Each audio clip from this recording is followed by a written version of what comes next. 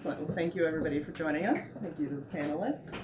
So today's theme for our discussion is women leaders from the humanitarian and private sectors collaborating for greater humanitarian impact. Discussion around that. I'm excited that we have a variety of voices here of those who've worked more in the private sector, with investors, and humanitarian in the field, at different levels of humanitarian impact. So I think we'll start with introducing each of the panelists, so I'll let you go ahead. Sure. Hi. I'm Cheryl Hicks. I'm the Executive Director of the Tola Board Coalition. And the Tola Board Coalition is a public-private partnership founded by businesses to invest in the sanitation sector. And so, from our perspective in terms of women collaborating, I can tell you that 3 out of 4 of our founders are women. The Chief Sustainability Officer of Firmenich Corporation, the head of the Kimberly Clark Foundation, and I'm about to forget one, which I will come back to in just a moment. Oh, and so thank you, Jen Montesano from Lixil Corporation, and so that's quite phenomenal. 3 out of 4 of the largest corporations in the world, and 3 of them are board members collaborating for business and sanitation. And I think that is a real step forward from a few years ago, certainly for our organization. And women and girls are certainly very important to the sanitation agenda. We're often asked what comes first, bathrooms or women in the workplace. If there's nowhere for women to go to the bathroom, often they aren't working there. And so very important issues, and want to thank you for inviting me to the panel today. Great. Excellent. Charlotte? So Charlotte Lindsay, I am a director at the International Committee of the Red Cross. I've been there for 25 years and a director, one of 3 female directors at the ICRC. The ICRC is an organization which is an international humanitarian organization which works in situations of armed conflict and violence to bring protection and assistance on the basis of international humanitarian law, Geneva Conventions and their protocols. Hi, I'm Irma Bose. I'm an advisor to the Soros Economic Development Fund, and specifically I'm advising on the $500 million commitment that George Soros made to invest in businesses that have a positive impact on refugees and migrants. The Soros Economic Development Fund as a whole has women's economic empowerment as one of their key themes and focus areas, as well as small farmers and now migration and refugees. I would say I don't know the specific numbers, but it feels like either 50% or more of our senior leadership are women. But again, don't quote me on that. But it's an issue that's very important to the fund, and I think collaborating across issues, across gender is something that's really that makes a very fruitful environment. Thank you very much for having me here. Thank you for being here. Right. So Charlotte, we'll start with you, as you have a lot of experience in the field. And we're sitting here today less in tune with that in our surroundings here, that and all components and work is important. But can you talk a bit about some of the leadership you've seen in the field of women and their collaboration? But I've learned through talking with you and some others that they work in leadership positions in some of the hardest places in the world. And you've connected with them and talked with them firsthand. I think those stories are really good for our audience to understand. Maybe to start with a bit of background. Back in the end of the 1990s, early 2000, I carried out a study for the ICRC on the impact of armed conflict on women. And one of the big questions then was, well, can women lead really big contexts of war, which is often perceived as a very masculine ocean? And was that an appropriate place? Can women really lead that? Would they be taken seriously? Would they be respected by parties to armed conflict to bring really complex issues on the table? And I think today proves that's absolutely possible. Some of the biggest delegations of the ICRC in places like Afghanistan and Congo and Iraq and Syria are all headed by women. And I think certainly back when ICRC was looking at its study on the impact of conflict on women, one of the key conclusions of that was if you want to better be able to assist women and girls affected by conflict, you have to be able to access them. Accessibility comes through also being able to talk to women, because you are able to, which in many contexts men would not be able to access women and talk to women if they were not part of the family or part of the community or culture. So it's critically important that women are there and able to engage and talk to women who are affected by conflict, but also then to bring the perspective of women into the response, which is critical. And I think one of the big changes also today is that women themselves are able to voice what is how they are affected. The accessibility issue is being addressed because women are able now, through social media or through connectivity, to be able to actually address and voice some of their concerns. It's not always the case, but I think it is important to make sure that in any assessments of needs, you're able to make sure you're accessing all of the population and recognizing there are very gendered differences to the way that women and men experience war, and therefore to the responses that they will need. And are you seeing from the reports or other data you have then that in some of these areas where women are leading, especially in conflict zones, that there is a change in the overall impact? Then not that men shouldn't lead, but that there is a difference in the approach, as you're saying, and you're seeing that through the data in certain areas, or is it not quite that clear cut? I think that there was always a perception that it would be difficult to lead big humanitarian organizations in those settings, and what we've proven is it's not. So it is about the respect for the organization, it's about the way you lead, not who you are to lead. I think that, and having worked myself in situations of armed conflict, frankly, I would rather be a woman there than a man. I think that, there are certain things I felt that I was able to do because I was a woman. You don't have the same perspective and the same perception of you being highly confrontational that you do automatically if you're a man saying, but we want to access this area, when the person carrying the gun is saying no. So there are certain things I think that you can have a very different style of leadership, and you can have a different way of trying to engage and access. But I think the barrier just of being a woman to be able to lead in such situations, that has gone. And I think that what we have learned as an organization over the last 20 years is that being a woman isn't a barrier to being able to lead in those situations of conflict, or to lead the organization in terms of director roles. Yeah, interesting. So carrying on with that, Ruma, you have worked in conflict zones for quite a while now, specifically on the refugee crisis. Can you sort of follow up with what Charlotte said in terms of anything you've seen on women leaders within refugee camps, or taking on different tools, or entrepreneurship within those that are displaced, and how they're helping? Absolutely, and one area I'd like to thank you for sharing what you did, because I think intuitively as women we have empathy, we have compassion, we can relate to one another, we understand each other's needs, we're more intuitive, and we feel safe around each other. But I do want to I want to take one step back, because a lot of the work that I've been doing is really trying to leverage the private sector and what role the private sector can play within this humanitarian crisis. And what I've noticed is within the private sector, those people internally at these corporations, at these investment funds, who are starting to look at what role they can play, are typically, I would say 90% of the time, women. It's either a woman championing the idea to their senior leadership, it's a woman who's really taking the lead, it's a woman who wants to go into the field and see firsthand, and it's really it's compelling. It's to see this, and I think we help each other, and I think that we need to engage more men in the work as well, and I think we have to learn how to work together on this. But I would say that as women leaders, we tend to care about these issues as a collective, and talk about this more than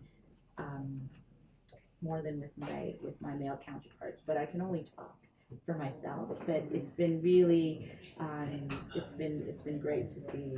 It's been great to see leadership out there that's looking at this. So Cheryl, then, perfect segue into your background in the private sector, and also coming from the finance industry. And you've mentioned private sector entities that now are sitting on your board leading your organization.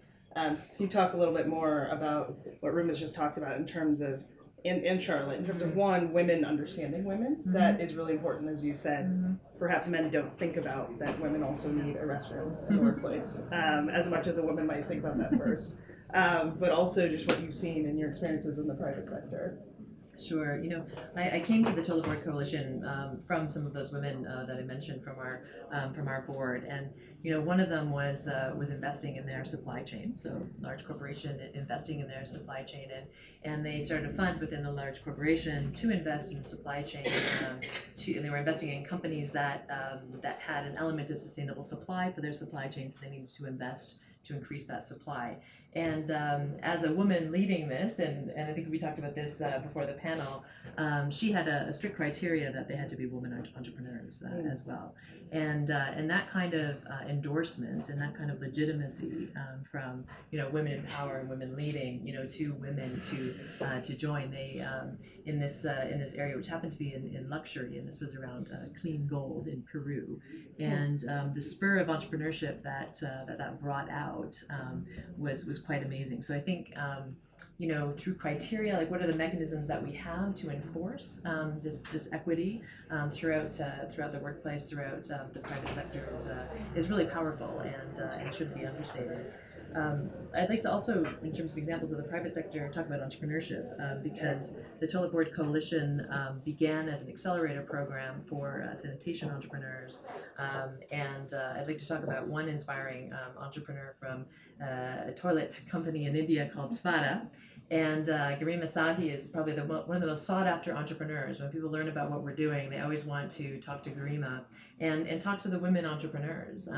And to that point about sanitation, where equity is so important, safety is so important. Many of the reasons why women are scared to use the toilet at night in India is because of the safety issues. And so, a woman leading an organization to then provide a service to those women is really important. And I think that her also speaking out that women can be entrepreneurs and women have something different to contribute has also spurred a wave of entrepreneurship amongst women in this sector, which also, as you were saying, hasn't been a sector. Waste management, sanitation hasn't been a sector where women have been prevalent. So that's really encouraging.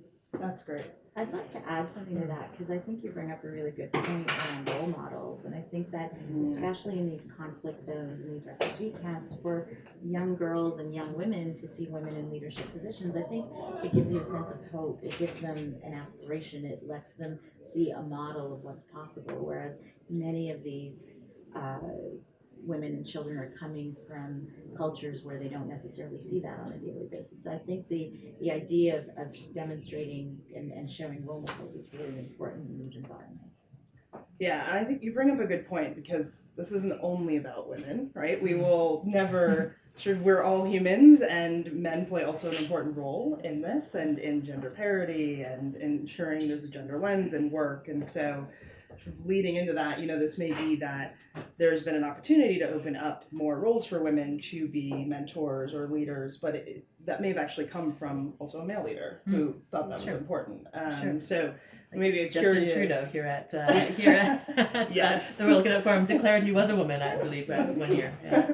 Well, and George Soros is obviously a man, and the head of ICRC is a man, and so I'd be curious from all the panelists, where you see some great examples of that and helping to provide that empowerment for women in order to get to those roles, whether it's a mentorship role, leadership role, in the work that you have, whether in the field or at some other level. I can maybe start if you allow me, because I'm quite taken by Prime Minister Modi, who opened the sessions yesterday, and of course India is an important market for our work in sanitation and business. And I can talk about one thing that we thought was really striking. Modi has done a lot of things in his administration for sanitation, and the Swachh Bharat Clean India program is one of them. But the other one was around housing, and so we learned recently that in his Housing for All initiative to ensure that all families by 2020 have housing. So it's ambitious already, but part of that is that those houses should be owned by women. So he has understood that no one left behind means that women need ownership in society in order to start to unlock some of the great aspirations and innovations of women in the country. So I think that is an inspiring example from a global leader really empowering women through the economy, through ownership. So I think that's very inspiring. I mean, I would say that I've always been inspired by the resilience of women in situations of armed conflict and violence, because I think they are already leading associations for the families of missing people. Primarily men go missing in conflict, and it's women who are driving for attention, for awareness of problems. And I think that it is often, the focus is often on how women are affected by conflict rather than how they are responding to conflict and how they are surviving conflict, and how their resilience and their capacity to work, to know what they need best and to work out how they can access that or how they can seek help. So I'm generally most inspired by the people I see who are living that reality and finding ways through that, and where we can then try to enable that, be it support, be it facilitation, be it micro initiatives, where actually it is just sometimes very simple things that can make a big difference. But I think there is already an enormous amount of leadership in highly insecure environments by women. It's very difficult, but I think they are already doing an enormous amount, and it's just that it's often not recognized because the focus is on the way that war is waged rather than how people survive it. And just building on that, like I personally think that empowerment is gender neutral. I think it really is about giving women access to education, to opportunities, to networks, to whatever they need in that moment in order to get ahead. But role models is really what can change. And I keep bringing it back to this point because if I give you a personal example, when I was a little girl, I'm Canadian, and when one of our prime ministers was being sworn in, he had a very beautiful wife. And I remember looking at my father and saying, wow, I was 7 years old, and I said, I want to be like her when I grow up. And my father got very upset with me and said, why are you aspiring to be somebody's wife? You should aspire to be the prime minister. But at that time, there were no women in politics. There were no women in senior levels of government. And I was like, well, how can a woman be a politician? It doesn't exist. You have to be someone's wife. And then a few months later, we had our first female governor general in Canada. And I remember watching her swearing in ceremony and going, possibly just like her. And that, this is 40 years later, and I still have that image in my head that a woman can be anyone she chooses to be. And I keep this first Governor General, Jean Sauvé's story in my head as an inspiration and a role model that whatever it is I can set my mind to, I can do. But it was really my father who first put that idea in my head that I can be anyone I want. And I think taking that into other environments, just examples of women, like whether it's in pop culture, in movies, in education, in any area, like we need to be more visible. We need to help each other. We need to show that we can be anyone we want. I think I relate to that. I'm Canadian as well, and probably grew up in about the same era, so I fully relate to your stories. But I think just picking up on role models, we also don't know what we're missing until we know, essentially. And I think the communication and transparency that has emerged in the last few years, and especially this year, around violence against women, has really been important, because if you look at the equal pay, issue, that is something that, if you're a woman in the workplace and you don't know what other people are getting paid, how do you know that you're missing out? And so, they say that communication and transparency is the only thing that will kill corruption. And I think it's the same, in terms of women empowerment and leadership. And so I think it's really encouraging. I think this is the women's decade, and I think it's fantastic. And it's what you said, it's about equity, though, women and men working together, and all genders working together, is really putting us on the right track. So I think we have every reason to be optimistic. Good. Well, I like that collaboration tone, given the theme. So I was going to ask about the future then, and all three of you forecasting to the future, but also, my favorite question, which is always what keeps you awake at night, and ideally sort of related to our theme of women leadership in very difficult environments and conflict zones, and those working in humanitarian issues, but also those who are the role models and, sort of some fairly influential women. I mean, what is it that you see is maybe coming about in the next few years? Maybe I can start on this. What keeps me awake at night, I think, is that women in these highly insecure environments may miss out on digital and connectivity, and therefore the voice won't be heard because it is less accessible, and that will become more and more what organizations may choose to rely on as the basis of what they will choose their response or their reading of the situation. And so if we're not able to disaggregate statistics about who can access and make sure that we ensure that physical proximity will be as important as digital proximity for those who don't have access, and that might be women in highly insecure environments. And so we have to make sure that our response, our reading of the environment is based on facts and is based on ensuring we can get access to all those who may not be accessible, or may choose not to be accessible through platforms and others. And therefore, to have the best response, we need to ensure that we can access those, and that will be physical and digital. And how are you gaining those facts and accessing them? What have you found ICRC's doing that's really effective? As that we've heard all along too, it's been, there's a lot of gender data missing around the world, and I'm sure in comfort zones that's the case as well. We did some research on the use of messaging apps in humanitarian situations and focus groups in places like Yemen and Afghanistan, so highly insecure environments, to find out how they're being used, by whom, and then highlighting the fact that actually women are not necessarily represented there. So therefore saying it isn't only one response. Do not base your determination of how you respond in that way. We're also using big data analytics and trying to look at, can we identify from that, can we disaggregate in a way that will highlight whether the voices of women are actually then being portrayed, being heard, in order to ensure that the response is really appropriate for all the needs that we will come across. But I think critically it will be ensuring both access and accessibility. So are we accessible, but can we also make sure that we are as proximate as we can be to those in need and to those who we can engage with to try to prevent violations? Access and accessibility. Yes, okay, Ruma.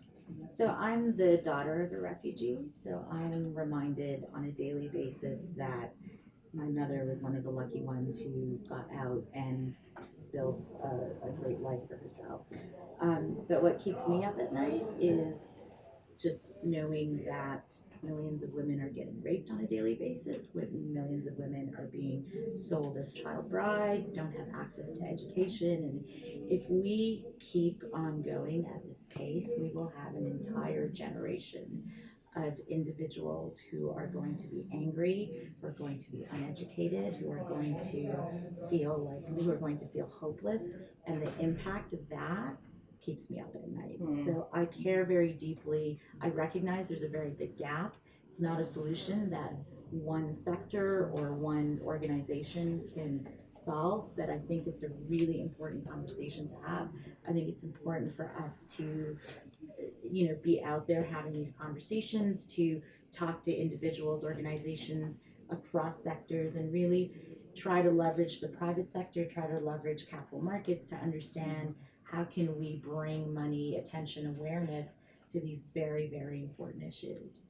Yeah, because ultimately those affect the community as well, right? And they take us down a path of perhaps negative behavior change when we're trying to move forward positively, which then does hurt markets and other opportunities for the private sector. So it is all, not to mention, just important for the individuals and the women first and foremost and their safety. Yeah, it's a really good point.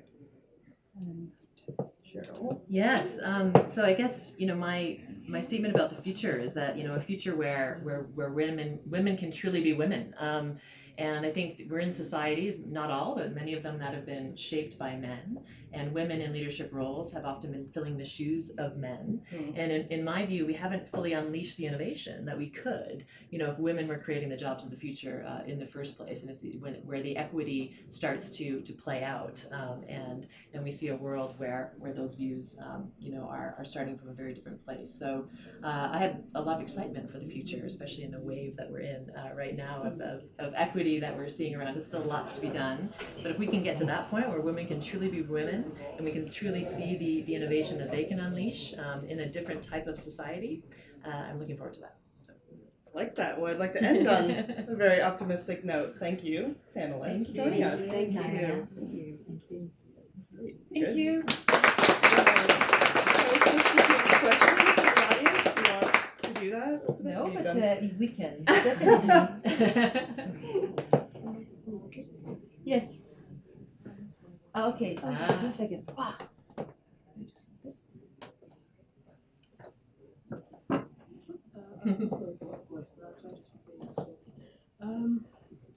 Thank you so much for all the work you are doing. Congratulations for the work you do. I work with marginalized communities around the world. I work with marginalized communities. So I think what you said about the future is really important. So how do you think that now in Davos today, we're talking about fractured societies where young girls and young women around the world are suffering? Would you think that we need to invest more in technology, innovation, for example, to make sure these girls are part of today's society? Yeah, I think it starts as that design thinking approach. Start if we're truly building a society that is equitable. Start by asking those questions at the beginning as we're designing future cities and designing future societies. So ask women what they want, and ask men and all genders what they want, rather than assumptions playing out. And we find that in so many contexts, working in systems that. Everybody else thinks that somebody else is taking care of it, and that's just not the case. We need to ask the right questions, I think, at the beginning to build the societies that we want. Enter the right people. Anyone else? Okay, good. Thank you all. Question also, don't hesitate. Thank you. I think it was a great panel, and women only. We're really glad you came around this table. Thank you so much. Not a manel. Good. Thank you. Well done, Thank you. everyone. Excellent. Thank you.